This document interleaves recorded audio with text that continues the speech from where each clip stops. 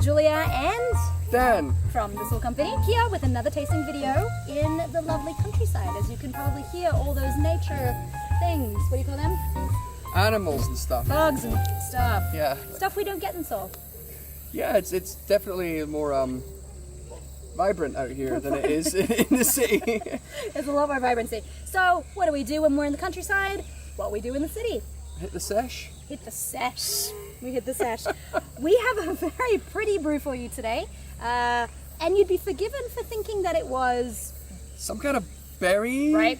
Right? Berry or, I don't know, like bokbunja or something like that. But this is actually a makgeolli. It indeed is. And I believe, Dan, you've experimented with your brewing using this ingredient, right? So yeah, actually, I have brewed with black rice before. Because I remember when you brewed with it, you got this vibrant purple. Yeah. Like it's so beautiful. So black rice, when it's raw, looks just black. It doesn't look very exciting at all. It looks just like old rice. Yep. But then as soon as you kind of like add it into water or ferment it, it dyes everything this like luscious purple color. Yep. Which you'd be forgiven for thinking is something like blueberry or blackberry, which considering we're at a blueberry farm, it's kind of apt in an unusual kind of not real way. I know, I feel like we're cheating everybody. Look, we're in a blueberry farm. Haha, black rice. But generally black rice is quite difficult to brew with because the husk is very hard and the rice itself is very bitter to work with. So it's quite nice to find a brew that uses black rice but is not in any way overly bitter. And they do this by blending it with regular white rice. So there's just a percentage of black rice that's used in order to get the color and the aroma, but the flavor is still mostly based on the white rice that we usually use. And don't be fooled, which has happened multiple times. Generally when you look at a label, you see like 15% here. Yeah, I got really excited first time. I remember. Yep. We thought 15% alcohol, huzzah! It's not true. It's 15% black rice. The alcohol percentage of this is pretty low. It's actually 6%. No! Yeah. I'll survive. You'll survive. We're up a hill. It's the afternoon. It'll do. We're up a hill. It's okay. I will say, so this is made at Pojeon. Pojeon is quite a famous area for a lot of brews. One of the ones that we did recently, Nurinmao Pesangman Brewery, is also from Pojeon. Indeed. Indeed. But one thing that's really cool about this thing is it's very pretty. And it's a couple of details. Again, hats. The Hanji paper top. The Hanji paper top. So let's give this black rice a go. The only thing, pro tip, if you're drinking lots of different kinds of makgeolli at a bar, once you've drunk black rice makgeolli, you need to change your cups. It stains everything, right? It stains everything. But isn't that, if you get a look at that color, isn't that pretty? That's lovely. Isn't it? It's really nice. It's actually, there's similar brews that we have called Boksundoga that has a high carbonation content and is similar bottled. You don't have to be as careful in terms of your carbonation. You'll notice that this is sealed, so... Okay, here we go. Oh, it's a very warm day as well. Oh wow, look at that. Look at that effervescence. Jeez, look at that. Probably I take it back. people at home might not be able to see the bubbles on that. Oh my goodness. So, keep Here we going. are. Here we go. Fizz. Are we safe? I think we are safe. Yeah.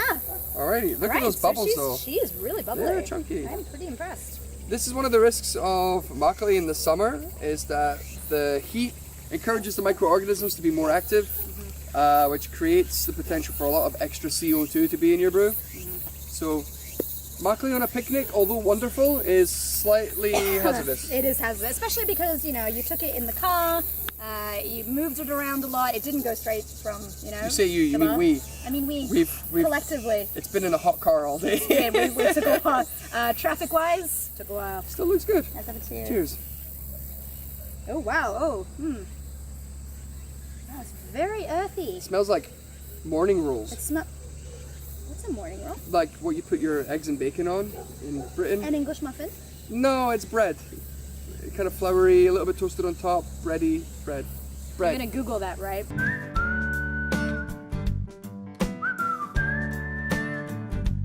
It's really like that smell.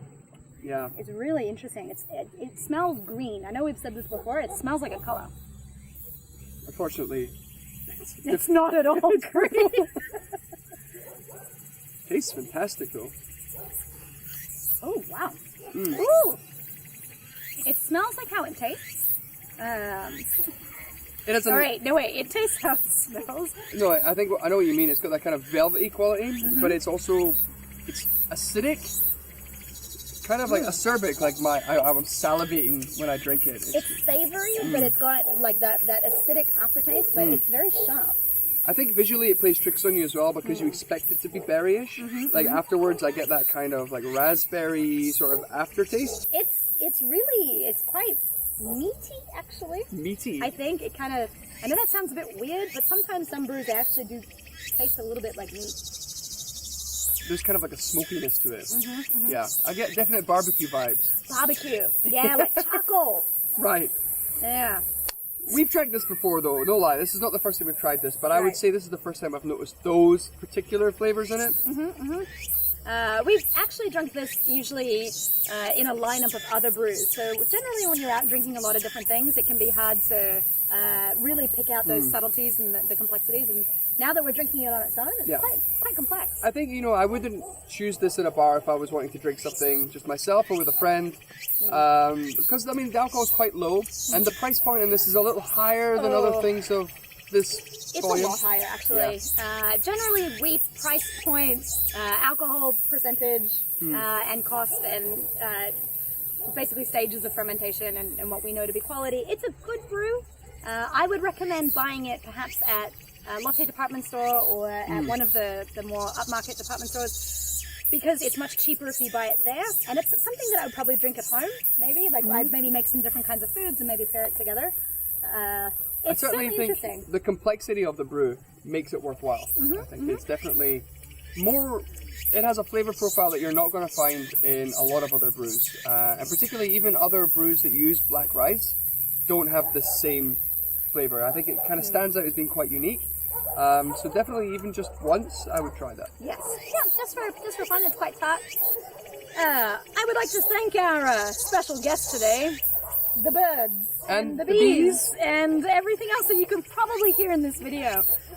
We thought, hey, wouldn't it be great to do something in nature? Who knew it would be loud as Yeah, hell? I feel like we're drinking this alcohol, but we are the side dish. We are totally the side dish. Like I'm being eaten alive.